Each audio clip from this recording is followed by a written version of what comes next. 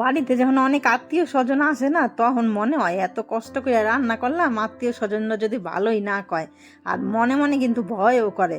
কিন্তু আমি যেইভাবে রান্না করতেছি এইভাবে একবার রান্না করে দেখেন, আত্মীয় স্বজনরা প্রশংসায় আপনার পঞ্চমুখ আর আঙুল চাইতে চাইতে খাইবে। কিভাবে রান্না করতেছি সেইটাই আমি এখানে দেখামো। প্রথমে হচ্ছে আমাদের বাঙালি রান্নার তরফ থেকে আপনাদের স্বাগত সবাইরে। প্রথমে হচ্ছে আমি এখানে মাংস নিয়েছি 800 গ্রাম মতন মুরগির মাংস। সেইটা কিন্তু আমি ভালো করে ধুয়ে নিয়ে আসি, দেখেন ধুইয়া জল ঝরাই নিয়েছি। আর এইটাই কিন্তু মেন করার দরকার, জল ঝরাইতে হবে, মাংসতে যেন একটুও জল না থাকে।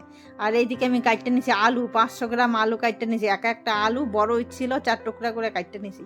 পেঁয়াজ নিয়েছি আমি এখানে হলো 300 গ্রাম মতন হবে। আর আদা লঙ্কা সবই আমি কাটতে নিয়েছি। আর এইদিকে দেখেন মশলা করতে হবে। এর জন্য গোটা গরম মশলা নিয়ে নিয়েছি সব কিছু, দারচিনি লবঙ্গ এলাচ আর কাঁচা লঙ্কা দিয়ে দিলাম একটু বেশি করে, ঝাল ঝাল রান্না করুম আজকে। আর দিয়ে দিলাম হচ্ছে আদা, দেখেন 3-4 টুকরা আদা দিছি 1 ইঞ্চ করে।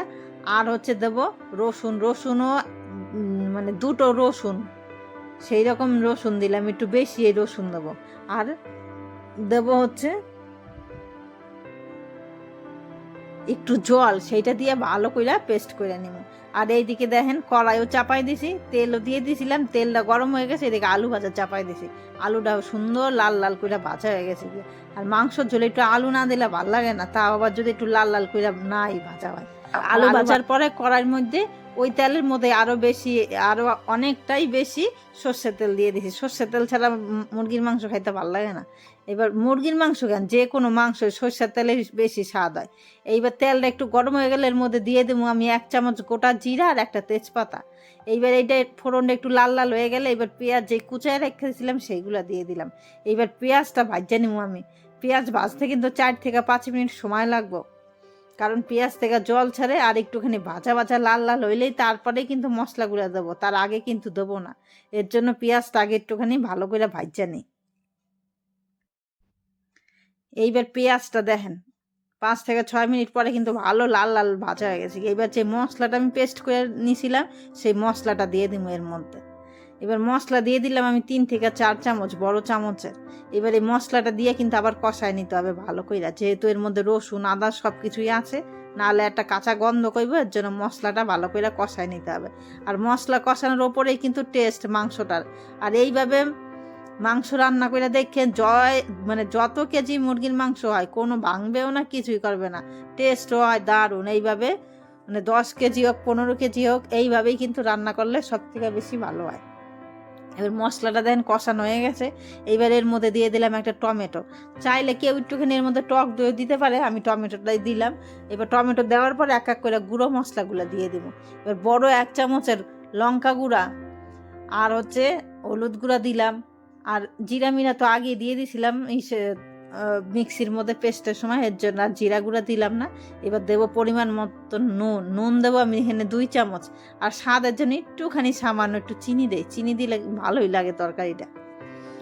এইবার এইগুলো দিয়ে কিন্তু আবার কষাইতে হবে 4 থেকে 5 মিনিট মতন।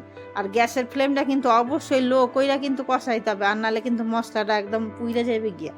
দেখেন মশলাটা কষানো হয়ে গেছে কি অনেকক্ষণ বাদে। এইবার যে মাংসটা আমি ধুইয়া জল ঝরা রেখে দিয়েছিলাম সেইগুলো দিয়ে দেবো। আর দেখেই মনে হইতেছে না কষানোটা এত সুন্দর হয়েছে, মাংসটাও সুন্দরই হইব।